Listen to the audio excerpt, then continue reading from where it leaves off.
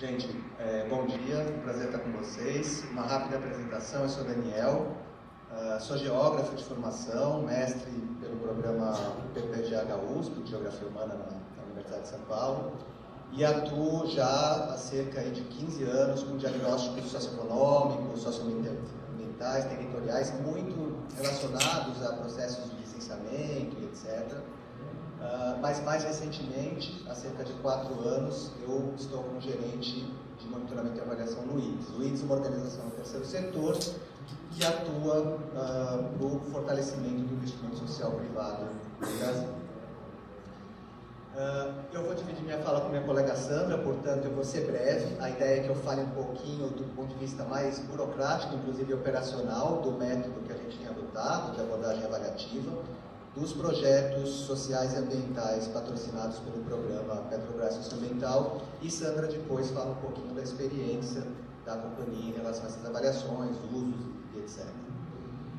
Bom, nós temos adotado a abordagem da avaliação custo-benefício, acho que muito de vocês tem similaridade com os conceitos e temas, né, que diz respeito a isso, mas em linhas gerais, a gente está falando de uma avaliação que busca entender os impactos sociais e ambientais gerados e trabalhar a efetividade da intervenção no sentido da comparação entre o custo para que essa intervenção ocorresse e os benefícios sociais e ambientais monetizados. Então, a comparação tendo como unidade base, né, de comparação monetária.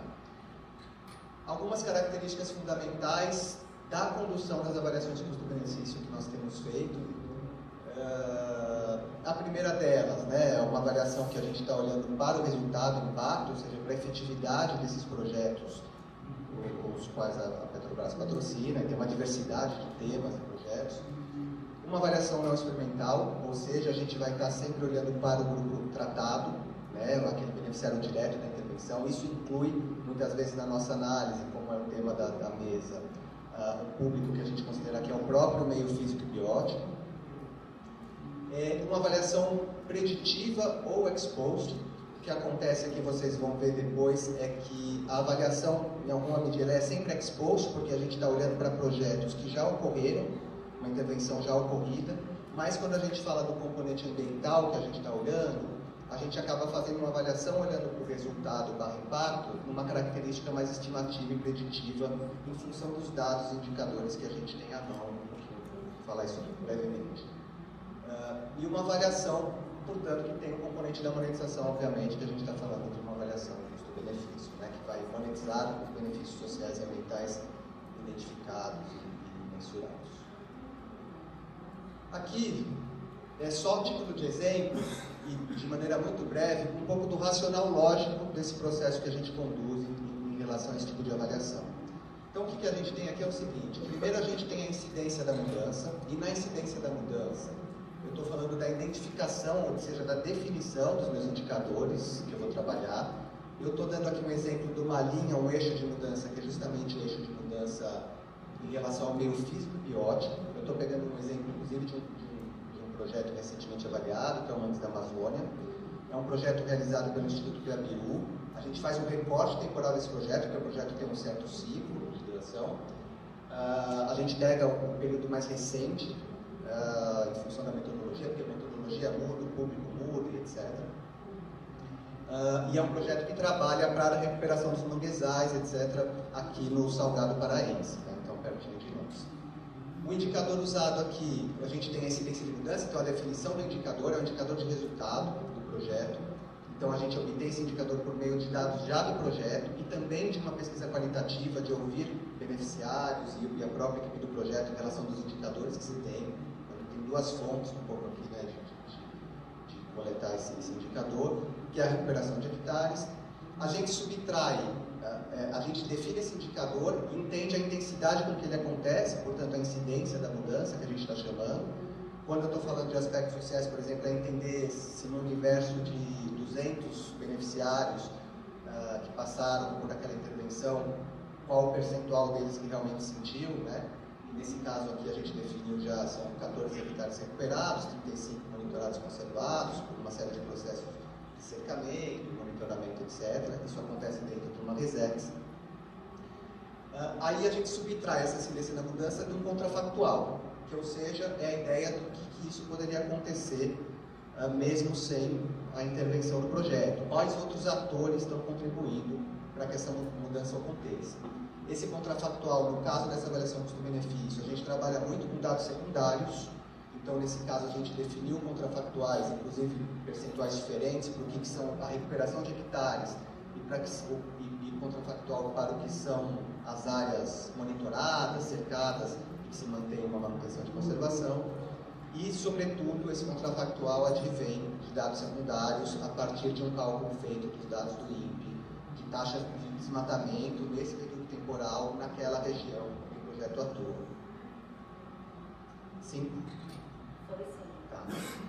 Bom, feita a incidência da mudança, descontado o contrafactual, a gente multiplica isso por uma proxy financeira, que é a ideia da monetização. Então, eu vou achar valores de bens ou serviços que reflitam impactos potenciais, e aí aqui tem uma questão estimativa do impacto, que poderiam ocorrer mediante a recuperação de manguezais nessa área. E aí aqui a gente também se vale de dados secundários, então a gente não gera dado primário nesse sentido, a gente pesquisa, estudos, artigos, etc. Então aqui a gente obteve um valor de hectare ano do manguezal, justamente nessa área da Resex Caeté Taperaçu, onde o projeto atua, e é por meio de serviços ecossistêmicos. Então, desde sequestro de estoque de carbono, questão que envolve turismo, questão que envolve estoque pesqueiro, a questão do extrativismo através do caranguejo, tem uma série de componentes que a gente chega nesse valor econômico de um estudo já realizado, não é um dado primário que a gente faz. Então, vocês podem ver que é uma avaliação ex post de uma intervenção já ocorrida, mas que a gente está fazendo uma predição. Eu me valho do indicador de resultado do projeto já ocorrido, mas eu faço uma predição do potencial impacto que isso significa. E depois a gente tem um tempo de duração para esse cálculo, entender que esse benefício pós-intervenção ele tem um tempo de permanência e às vezes tem a ver com o próprio processo de amadurecimento dessa área recuperada, etc. E a gente faz uma curva desse impacto. Em alguns casos essa curva tem um decaimento, em alguns casos ela é uma crescente. O que se espera disso é que a gente tenha, obviamente, quando a gente está falando de avaliação de custo-benefício, que o valor presente de impacto subtraído do valor investido na intervenção deve ser maior que zero, para a gente entender que esse projeto tem um retorno positivo, e o índice custo-benefício seria uma razão monetária. Então, o valor presente de impacto dividido pelo valor presente de investimento, ele tem que ser maior que 1, obviamente. Nesse caso do exemplo, a gente chegou num resultado de um índice ACB de 7,59, mas a gente apresenta esse resultado fazendo uma análise de sensibilidade do resultado. A gente faz uma simulação de Monte Carlo, ou seja, uma probabilística, onde eu vou estressar essas variáveis todas que conformam esse modelo de maneira aleatória, e eu estresso elas num cenário mais otimista, pessimista. Então eu estresso elas 10% para menos, 10% para mais. Se minha proxy fosse... Acabou? Estou finalizando. Então eu tenho um range onde o meu resultado pode chegar, tá? E para além disso, por fim, para finalizar, a questão é que esse tipo de avaliação me gera um panorama do projeto onde eu posso ter uma série de olhares para ele, né? Então, qual a participação dos meus diversos públicos no meu resultado? Então, eu tenho que o meio físico-biótico responde por 33% do impacto gerado por esse projeto, pessoas que participam de atividades de educação ambiental diversas que o projeto oferece respondem por 27%, e ao mesmo tempo eu tenho os valores individuais, obviamente monetizados, dentro de cada um desses públicos. Eu começo a ter olhares em relação a onde eu gero mais impacto individualmente, no coletivo desses públicos, em função da intervenção que eu realizo. Tem a ver com escala, intensidade da intervenção que eu estou fazendo para cada um desses públicos, a própria proxy, o valor desses benefícios em termos de mercado estão colocados. Quer dizer, tem uma série de influências, mas que me dá um panorama para mim olhar o impacto gerado e poder tomar decisões em cima disso. É isso, gente. Vou passar a palavra para a Sandra, que vai continuar a fala no sentido da perspectiva da experiência deles. Obrigada. Oi, pessoal. Bom dia a todos aqui. Eu queria agradecer, inclusive, o convite para estar... Peraí, só entender como é que convite de estar presente aqui, a gente está muito feliz, assim, vamos agradecer o IDES, né, por compartilhar esse momento deles com a gente, e também a Carolina da Rede, a Márcia, todos que nos convidaram. Eu venho aqui falar um pouquinho sobre essa experiência da Petrobras, que é uma experiência muito recente, por incrível que pareça, bem recente ainda na Petrobras, e vamos lá.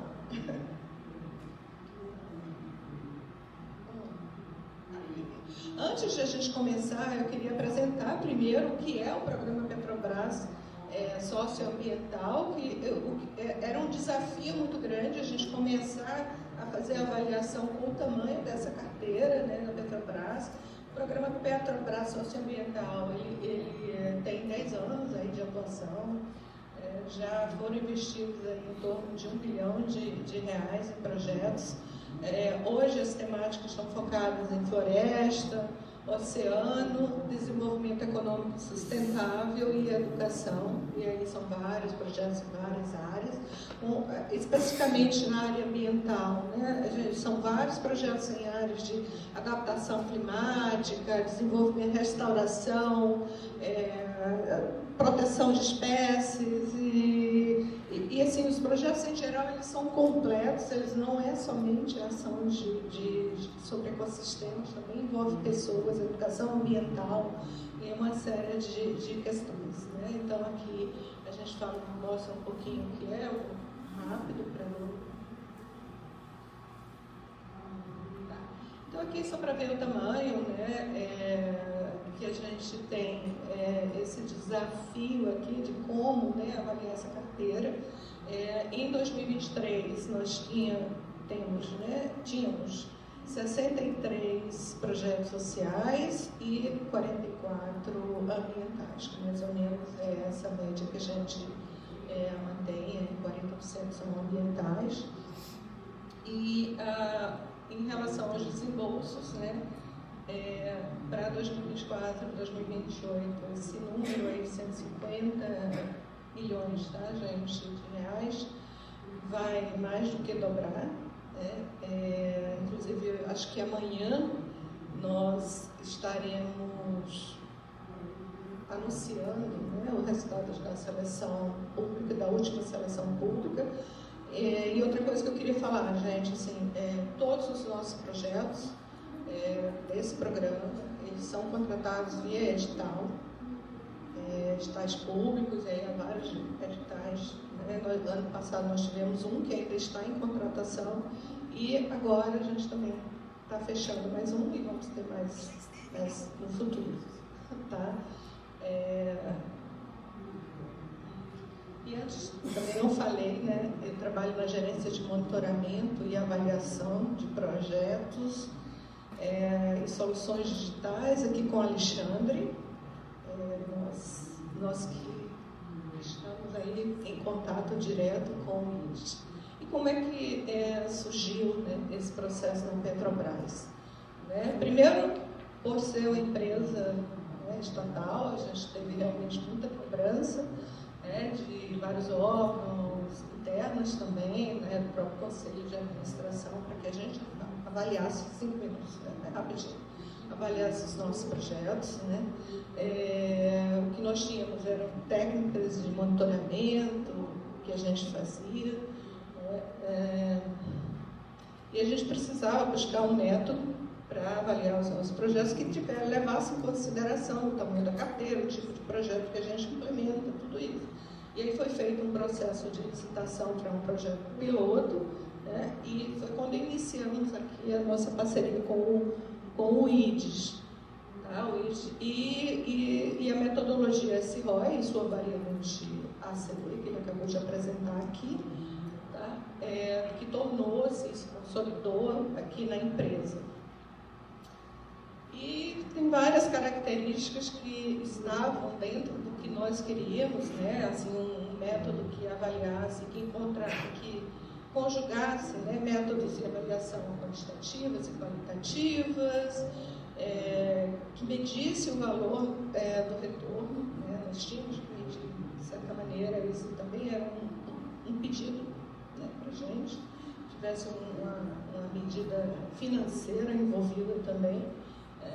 E, assim, o fato de que essas avaliações elas ocorrem muito sobre a perspectiva do beneficiário e vários outros aspectos aqui que a gente não vai ter tempo de falar, tá bom? Então, vamos correndo, né? Então, assim, alguns pontos importantes para a gente colocar aqui, né? Que, embora haja um índice, ele não é o resultado final para a nossa gerência, né? Na área de responsabilidade social especificamente. A gente tem consciência que por trás desse número existe uma história de toda uma história de mudanças envolvidas e todo o aprendizado que isso gera, tanto para a gente, como gestores dos projetos, quanto para o próprio projeto que está sendo avaliado. Essa avaliação, ela é acordada, ela é comunicada previamente também com a instituição que está executando o projeto. Ela é voluntária, geralmente eles querem fazer essas avaliações e eles participam de todo o processo, né? Tem várias etapas onde a teoria da mudança é construída também, é desenvolvida junto com eles, os resultados também são desenvolvidos junto com eles, então é bem participativo. E assim, a gente tem essa consciência também de que cada avaliação é específica de um contexto, a gente não generaliza e não compara esses resultados dos projetos, tá? Porque tem casos onde um projeto que foi executado em território mais difícil principalmente os projetos sociais, que tem mais essas dificuldades de transformar e de ter impactos mais digamos, maiores em ambientes e territórios mais difíceis, eles não podem ser comparados com um projeto que já tem outro tipo de contexto. Então, tudo isso é levado em consideração. Tá? E é isso. Eu vou falar um pouquinho sobre essa retrospectiva super rápida. Então, iniciamos em 2019, para vocês verem como é bastante recente. Nós tivemos esse projeto piloto, que foi o projeto USA, fica na Baía de Guanabara, né? E a partir daí, né, ele já demonstrou aí um retorno bastante alto, né, em relação ao que era previsto, e aí depois vieram outros em 2020, mais 3 projetos, 2021 mais 9 projetos, e aqui 2022 também foram mais 10 projetos, e 2023 mais 7, enfim, a gente vem aumentando aí esse número de projetos avaliados.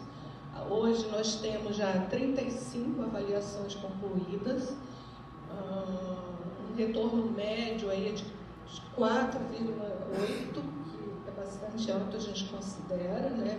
E os projetos ambientais, pela sua característica, tendem a ter um retorno muito mais alto. E isso nos deixa muito felizes, assim, né? Nós não tivemos projetos com baixo retorno negativo até o momento, tá? Então, se a gente for contabilizar em termos de valor gerado, foram quase 600 milhões de valor gerado para a sociedade, com um investimento aí de 100 milhões, né? E nós temos ainda 6 avaliações em andamento para esse ano, e nos próximos anos a gente vai ter outras. E aqui um pouquinho sobre o que nós aprendemos com isso. Tá? Sim, melhorou bastante o nosso processo de gestão de projetos, que era mais burocrático, mais focado no monitoramento. Agora a gente já tem aquela visão de buscar o resultado, de ter indicadores mais claros, mais consistentes. A teoria da mudança, ela passou a ser até introduzida dentro da seleção do programa do socioambiental, nas editais, ou seja, os projetos já têm que descrever como ele planeja alcançar aqueles impactos. Na verdade, você não vai fazer. Tá bom? Tentando correr.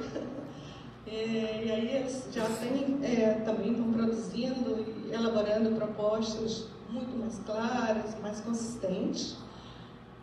Ele é usado também com tomadas de decisões para também promover melhorias nos projetos que a gente tem. Projetos que a gente tem há bastante tempo também, eles também têm atuado para que eles melhorem, né, as suas atividades e promovam mais impacto. Está faltando alguma coisa? Sim, nós temos internamente dentro da empresa, né, esse treinamento, uma capacitação para desenvolver equipes, para que elas conheçam, tragam e vamos desenvolvendo aí essa cultura de avaliação dentro da empresa, que não existia, né? E ainda estamos a passos lentos, né? Espero que agora a gente consiga avançar cada vez mais nessa fase.